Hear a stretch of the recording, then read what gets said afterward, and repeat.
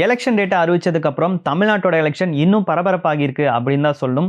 குறிப்பா தாவேகா தலைவர் விஜய் முதலா போட்டி போட போறாரு அப்படிங்கிறதுனால அவரு எந்த தொகுதியில போட்டி போட போறாரு அப்படிங்கிற எண்ணம் மக்கள் மத்தியில இருக்கு அப்படிங்கறதா உண்மை. அவரு அப்படி எந்த தொகுதியில போட்டி போட போறாரு அப்படின்றத இந்த வீடியோல தெரிஞ்சுக்கலாம். தாவேகா கட்சியை சேர்ந்த நிர்வாகி ஆதவ் அர்ஜுனா தாவேகா சார்பில் விஜய் பெரம்பூர் தொகுதியில தான் போட்டி போடணும் அப்படின்னு சொல்லி தீர்மானம் நிறைவேற்றி இருக்கிறதா சொல்லியிருந்தாரு. அந்த தொகுதியில இதுக்கு முன்னாடி யார் ஜெயிச்சிருக்கா அப்படிங்கிற ஹிஸ்டரியை பார்க்கலாம். 1952ல மெட்ராஸ் மாகாணமா இருந்தபோது பக்கிரிசாமி பிள்ளை அப்படிங்கிறவர் தான் பெரம்பூரோட முதல் எம்எல்ஏவா ஆகுறாரு. அதுக்கப்புறமா 1967ல சத்தியவாணி முத்து அப்படிங்கிறவங்க டிஎம்கே மார்க்சிஸ்ட் கம்யூனிஸ்ட் கூட கூட்டணி வச்சு டிஎம்கேவோட முதல் எம்எல்ஏவா ஆகுறாங்க பெரம்பூர் தொகுதியில.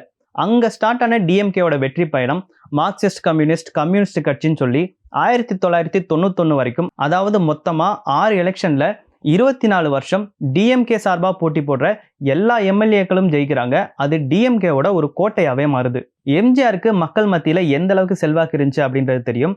1977வது வருஷம் எம்ஜிஆர் அனைத்து இந்திய அண்ணா திராவிட முன்னேற்ற கழகம் அப்படிங்கிற ஒரு புது கட்சியை தொடங்குறது மட்டும் இல்லாம போட்டி போடுற முதல் எலெக்ஷன்லயே தமிழ்நாட்டோட சிஎம் ஆகுறாரு. அப்படி 3 முறை தமிழ்நாட்டோட சிஎம்மா அவர் ஆனாலும் டிஎம்கேவோட கோட்டைன்னு சொல்லப்படுற பெரம்பூர் தொகுதியில அவரால் ஏடிஎம்கேவை ஜெயிக்க வைக்க முடியல. அதுக்கப்புறம் 1987ல எம்ஜிஆர் இறந்ததுக்கு அப்புறம் ஏடிஎம்கே 2ஆ உடையுது. 1991 எலெக்ஷனை ஏடிஎம்கேவை ஜெயலலிதா வழி நடத்துறாங்க, இந்தியன் நேஷனல் காங்கிரஸ் கூட அலையன்ஸ் வச்சு. அதே சமயத்துல ராஜீவ்காந்தியோட படுகொலை காரணமாக மக்கள் மத்தியில டிஎம்கேவோட செல்வாக்கு பயங்கரமா குறையுது. இதன் காரணமா டிஎம்கே அந்த தேர்தலில் படுதோல்வி அடைகிறாங்க. தமிழ்நாட்டில் வெறும் 2 தொகுதியில தான் ஜெயிக்கிறாங்க. அதுவும் குறிப்பா அவங்களோட கோட்டைன்னு சொல்லப்பட்ட பெரம்பூர் தொகுதியில கூட அவங்களால ஜெயிக்க முடியல. எம்ஜிஆரால கூட நடத்த முடியாததை கருணாநிதிக்கு எதிராக ஜெயலலிதா நடத்தி காட்டுறாங்க. ஏடிஎம்கேவை சேர்ந்த எம்பி சேகர் பெரம்பூர் தொகுதியோட எம்எல்ஏ ஆகுறாரு. தமிழ்நாட்டோட சிஎம் ஆகுறாங்க ஜெயலலிதா.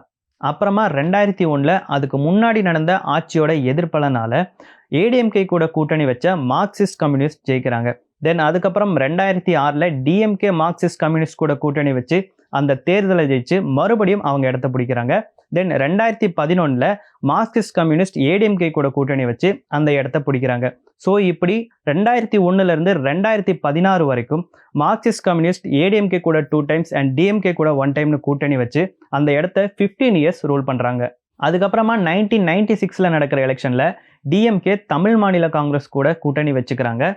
அதுக்கு முன்னாடி நடந்த ஆட்சியில மக்களுக்கு திருப்தி இல்லை அப்படிங்கறனால மக்கள் மறுபடியும் டிஎம்கேவை சூஸ் பண்றாங்க.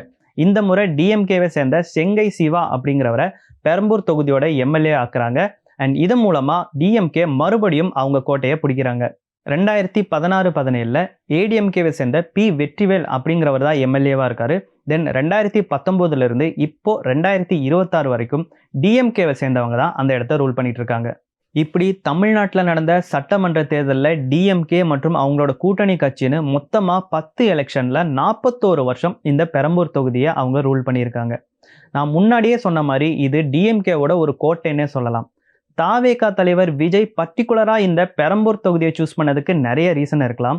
அந்த இடத்துல இருக்க சாதாரண மக்கள், இன்னும் டெவலப் ஆகாத ஏரியா அப்படிங்கிற மாதிரி நிறைய காரணம் இருந்தாலும் டிஎம்கேவோட கோட்டையிலே போய் டிஎம்கேவை ஜெயிக்கணும் அப்படிங்கிற ஒரு எண்ணத்துல கூட விஜய் இந்த பெரம்பூர் தொகுதியை சூஸ் பண்ணியிருக்கலாம்.